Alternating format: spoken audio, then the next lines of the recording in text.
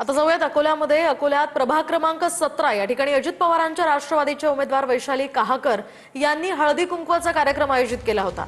या कार्यक्रमात महिलांना 500 रुपये वाटल्याचा शिंदेच्या शिवसेनेने आरोप केलाय। दरम्यान या कार्यक्रमाला 300च्या जवळपास महिला जमल्या होत्या। या ठिकाणी शिंदे सेनेच्या कार्यकर्त्यांनी गोंधळही घातला। या सगळ्या प्रकारानंतर घटनास्थळी पोलीस दाखल झाले आणि त्यांनी पाहणी केली। दरम्यान वैशाली कहाकर यांनी पैसे वाटल्याचा आरोप फेटाळलाय। हळदी कुंकाचा कार्यक्रम मी दरवर्षीप्रमाणे करत असते आणि आपली संस्कृती आहे हळदी कुंकाचा कार्यक्रम करणे। त्याच्यामुळे मी दरवर्षीप्रमाणे याही वर्षी केला, पण विरोधकांना असं वाटलं की मी काही पैशाचा वाटप करत आहे। त्यांना ते चेक केलं, त्यांना काहीच नाही दिसलं। ब्लाउज पीसच दिसले ना तिळगुळ। बरोबर। कुठल्या पक्षातून बोलता तुम्ही? मी राष्ट्रवादी प्रभाग क्रमांक 17। वळूयात पुढच्या बातमीकडे। काँग्रेसच्या प्रशांत जगतापांनी माजी राज्यमंत्री बाळासाहेब शिवरकर यांनी मतदारांना पैसे वाटप केल्याचा दावा केलाय। पुण्यातल्या प्रभाग क्रमांक 18 आझादनगर परिसरामध्ये शिवरकर आणि त्यांच्या मुलानं पैसे वाटताना त्यांना पकडलं गेलं असं म्हटलंय। त्यांना वानवडी पोलीस चौकीत नेण्यात आल्याचीही माहिती यावेळी देण्यात आली आहे। सदर पैसे वाटतानाची एकूणच तिथे फिरताना हे सगळे व्हिडिओ आम्ही दिले। अशा परिस्थितीमध्ये राज्य निवडणूक आयोगाने त्यांच्यावर योग्य ती कारवाई, कायदेशीर कारवाई करावी।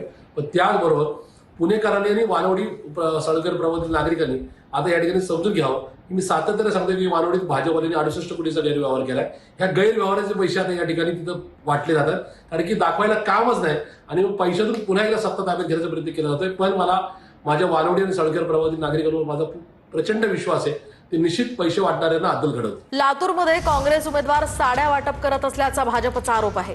तर भाजपचे उमेदवार रविशंकर जाधव यांच्यासह समर्थकांनी पोलीस ठाण्यामध्ये ठिय्या मांडला होता। काँग्रेसचे उमेदवार गणेश देशमुखांना अटक करण्याचीही मागणी त्यांनी केली। आमदार अभिमन्यू पवार हे पोलीस ठाण्यात दाखल झाले।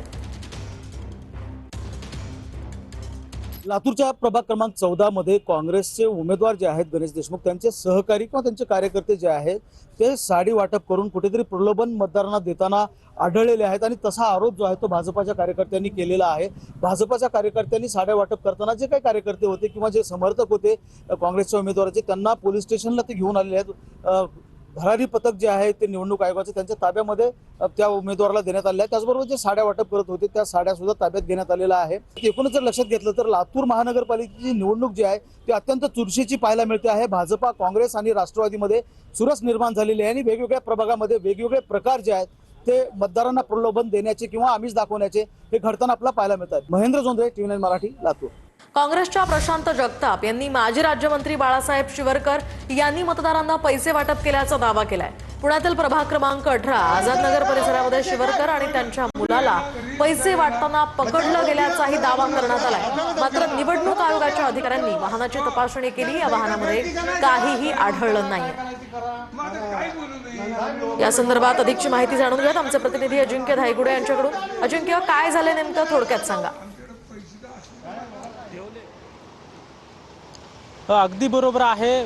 महापालिका निवडणुकांचं मतदानाला अगदी काही तास उरलेले आहेत आणि पैसे वाटपावरून आरोप प्रत्यारोप सुरू आहेत। खरं तर पुणे महापालिकेच्या प्रभाग क्रमांक 18 मधील जो साळुंखे विहार आझादनगर भाग या भागामध्ये बाळासाहेब शिवरकर जे आहेत ते गेले होते आणि त्या ठिकाणी काँग्रेसच्या कार्यकर्त्यांनी बाळासाहेब शिवरकर जे आहेत ते भाजपच्या उमेदवारांसाठी पैसे वाटत असल्याचा आरोप केला होता। त्यानंतर हे सगळे कार्यकर्ते जे आहेत ते या वानवडी पोलीस चौकीमध्ये आले होते। या ठिकाणी पोलीस दलातील देखील वरिष्ठ अधिकारी आले आणि तातडीने निवडणूक आयोगाच्या अधिकाऱ्यांना देखील बोलवण्यात आलं होतं। निवडणूक आयोगाच्या अधिकाऱ्यांनी या सगळ्या पडताळणी केली। जी वाहनं त्या ठिकाणी होती त्या वाहनांची देखील पडताळणी केली, मात्र त्या वाहनांमध्ये काही देखील आढळलं नसल्याचं निवडणूक आयोगाच्या अधिकाऱ्यांकडून सांगितलं। एकूणच निवडणुकांच्या पार्श्वभूमीवर अशा प्रकारचा गोंधळ बऱ्याच ठिकाणी पाहायला मिळतोय।